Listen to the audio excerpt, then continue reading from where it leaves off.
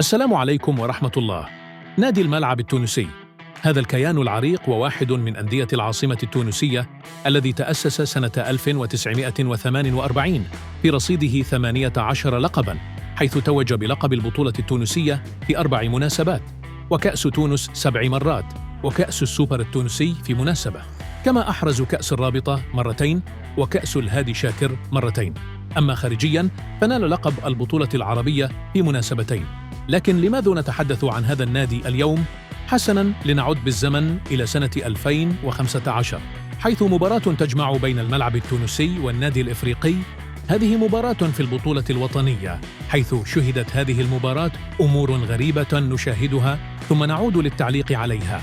الله وبركاته، أهلا وسهلا ومرحبا بكم جميعا من الملعب التاريخي لكرة القدم. كرة لخليل القسام، خليل دخول من خليل، دفع ركلة جزاء للنادي الافريقي. كرة 30 عام بالنسبة لحارس البقلاوي إلى شيب العبيدي حمدي الازدواجية، الكرة والمطالبة وركلة جزاء ثانية للنادي الافريقي. نصر الله الجوادي يعلن عن ركلة جزاء ثانية للنادي الافريقي. الملعب التونسي الثالث بينالتي في المباراة. هذه كرة العبيدي الرأسية وحمدي العبيدي المقاسية. شماخي مع احمد المقسي، احمد كره ملعوبه، انطلاقه، فرصه، محاوله، ركله جزاء اخرى للنادي الافريقي. ما هذه المباراه، ما اخي الى وسام بن يحيى، وسام في المنطقه، اليد كانت مرفوعه، ننتظر العرض البطيء من صبري العماري. شوف اليد يعني في وضعيه غير طبيعيه. يعلن في هذه اللحظه بالذات الحكم نصر الله الجوادي على نهاية مباراة النادي الافريقي والملعب التونسي. نعم، كما شاهدت عزيزي المشاهد بالضبط، ليس غريباً أن يتحصل فريق في مباراة واحدة على 3 ضربات جزاء، لكن بهذه الطريقة يصبح الأمر غريباً جداً. لكن الأغرب ما زال بعد هذه المباراة التي ختمت مرحلة الذهاب. تقابل الفريقين في آخر مباراة في البطولة، وحال الفريقين لم يكن جيداً، حيث يستوجب على كليهما الانتصار كي يضمن البقاء في الدرجة الأولى، والهزيمة تعني النزول إلى القسم السفلي.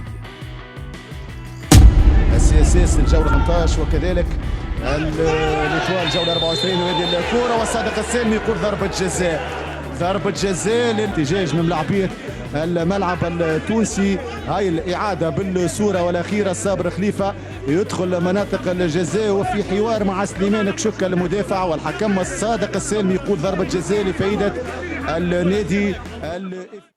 هنا تدخل على صابر خليفة في دقيقة 48 من الشوط الأول، الحكم يعلن عن ضربة جزاء.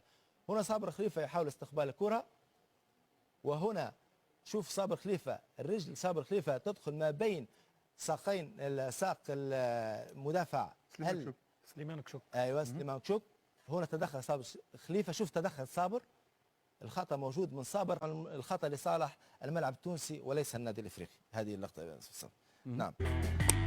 بعد هذه المباراة نزل الملعب التونسي إلى الدرجة الثانية، وحال مشجعيه يقول: الفريقنا ضعيف؟ أم أن الأخطاء التحكيمية هي من ساهم في إقصائنا؟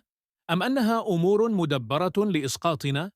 أم أنها سياسة مدبرة لإنقاذ فريق آخر من النزول على حساب فريقنا؟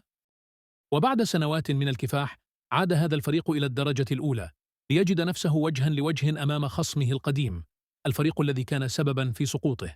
لكن هذه المرة لم تكن المواجهة مجرد مباراة، بل كانت رد اعتبار، وبأداء أسطوري انتصر في المباراة، ولم يتمكن النادي الإفريقي من الفوز عليه منذ ذلك اليوم، ليثبت للجميع أن الظلم لا يدوم وأن الحق ينتصر دائما. واليوم يتصدر البطولة بكل استحقاق، ليقدم درسا خالدا بأن الإصرار والعمل الجاد هما السبيل كي تعود أقوى مما كنت عليه. هذه ليست مجرد قصة رياضية، بل ملحمة عن الإيمان بالذات والعدالة التي لا تغيب.